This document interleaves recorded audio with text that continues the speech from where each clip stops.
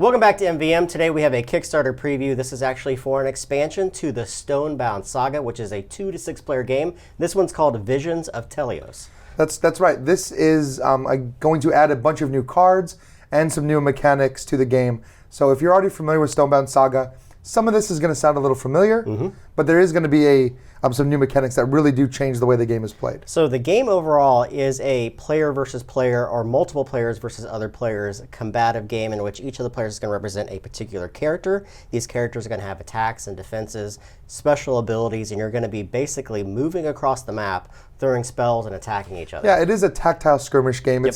It's kind of designed for 1v1, but you'd split into teams, 2v2, 3v3. You can even do 2v2v2. Like, you can do any kind of combination of like huge team battles in this. So each of the players is going to have a player board in front of them. On this player board, they're going to put their 2 character cards. You're going to have a top and a bottom for an attack and a defense. Basically, these are going to represent the kind of elements that they need in order to cast the spells that they need to do to attack or to defend. Also, you're going to have a number of different tracks on the board that range from their physical defense, their attacks, their range, their movement, their hit points, a variety of different things. With all these different sliding scales, they're going to move up and down through the course of the game. That's right, and there's something like 100 different characters that you can choose from. So you're kind of building your team. There's a couple different ways you can do that. You can just bring your favorite characters in free play mode, or what I like to do is a draft, where you draft out your characters based on rarity. There's 3 levels of rarity. You put out a couple from each track, and in turn order, players get to kind of choose and build their team from that pool. And that's important because a lot of these characters share synergies. Do you want ranged combat? Do you want combat where you can huddle together to get benefits of the characters you have in front of you? So everything is driven in the game by the actual cards themselves. Each of these cards is, when you look at them, they're going to show you the kind of element that's involved and then how many stars. This is basically how powerful each of these different elements is.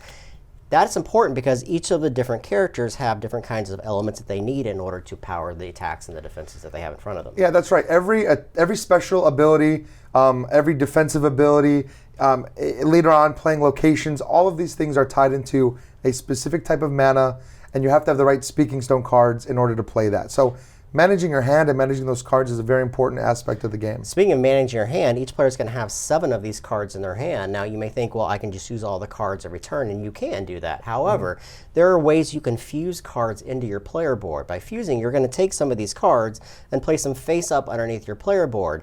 What this does is it allows you to get some of these defensive abilities which are ongoing through the rest of the game. However, when you do so, those cards still count towards your 7-card hand limit. So you're going to be stifling your attack abilities by using some of your special abilities through the course of the game. So there's a min-maxing trying to figure out which things I need to fuse and which things do I need to keep in order to power some of the more powerful attacks in the game. Yeah, and like you said, this game is entirely card-driven. Now there are dice, but what these dice are doing, they're checking for special effects. Yes. To see if you rolled a critical hit. Maybe you can add a status effect like freezing or burning or crippling another character, but you're always hitting. Yeah, so that's you unique. do get to make some really tactical, kind of open information decisions, right? You don't know, you might score a critical hit and do double damage, but you know at least the bare minimum of what you're going to do. And that's a big problem for a lot of these people is anytime you see dice, you're thinking, well, using the dice means I have to roll specific ways. As you just mentioned, all the attacks in this game are going to hit. It's just depending on how much damage you do and any of the kind of special effects like freezing or burning or any of those other type of things in the game. So through the game, you're basically going to be taking actions on your turn. You're going to be moving around. You're going to be casting spells. You're going to be fusing your characters, trying to dwindle the other player's hit points down. But people in this video want to see actually what's new to the game. So if you haven't played Stonebound Saga before, what's new to this? Yeah, so Stonebound, the Visions of Telios expansion adds 2 new things. One being locations, which are really cool. When you play locations, they play just like any kind of ability from your hand. They have a mana cost, and they go out anywhere on the board. Yeah. They affect characters that are close by. Basically, they have global effects. These effects apply to every character. Not just your own. Not just your own. Cool. Yeah. So, for example, you see on the board I put a fortification down in the middle. Now, anybody that stands at that fortification takes less damage. If you knock me off that fortification and you move your character onto it, you're taking the advantage of the location that I played. Yeah, and you're still spending the same amount of mana. As you notice, this fortification costs a specific amount of mana to bring onto the board. So again, you're trying to decide, do I want to power my spells in order to dwindle their hit points down, or do I want to cast these different types of locations and then try to rush to those locations to gain the benefits? Yeah, and there are a ton of different locations. And again, those are rated just like characters from 1 star up to 3 stars. When you're building your deck of locations, you have basically a 10-star deck. Yeah. So you could decide if you want a couple really powerful ones, or you could have 10 level 1 locations, and you're going to choose these and you're going to kind of build this deck up in hopes of synergizing with your characters already. Exactly. You're going to be drafting those or taking those depending upon the characters that you choose and the abilities that you have built into them. The other cool thing about this is missions, which weren't existent in the original game as well. No, there were no missions at all. This is a brand new concept for the game. It basically gives you something else to do on your turn. Right. You're going to be given 5 mission cards at the start of the game. Now, there is a huge deck of mission cards to choose from.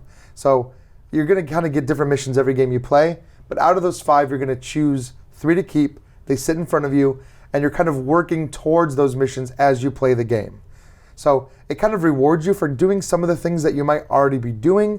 However, some of these require you to maybe sacrifice things like don't attack a certain turn or discard a certain number of cards, or maybe make some decisions that aren't tactically advantageous. Yeah, it's that proverbial carrot that they hang in front of you that may not be what you want to typically do that turn, but also it gives you a benefit that you want to take advantage of in future turns. So it's always something you're always thinking about. Do I want to complete this mission? Do I want to attack? Do I want to move to get into a specific location? It's that carrot that you're always looking at and saying, I need to do this because I'm getting something from it. Yeah, and they're really cool. They're very different. And They're as far as completely different. I believe the entire deck is unique with these mission cards. And some of them give you just one-time bonuses like drawing extra cards that round. Some sit in front of you and give you permanent bonuses for the rest of the game. Right. So it's kind of crazy. I think you had one that gave you +1 movement just for every character globally. And I was trying to complete one that reduced your hand size, which is huge. That is huge. I couldn't get it on the table. Yeah, so you kind of make a decision now. There's more to decide than just who to attack and when to attack. You're also trying to decide if you're progressing towards these missions.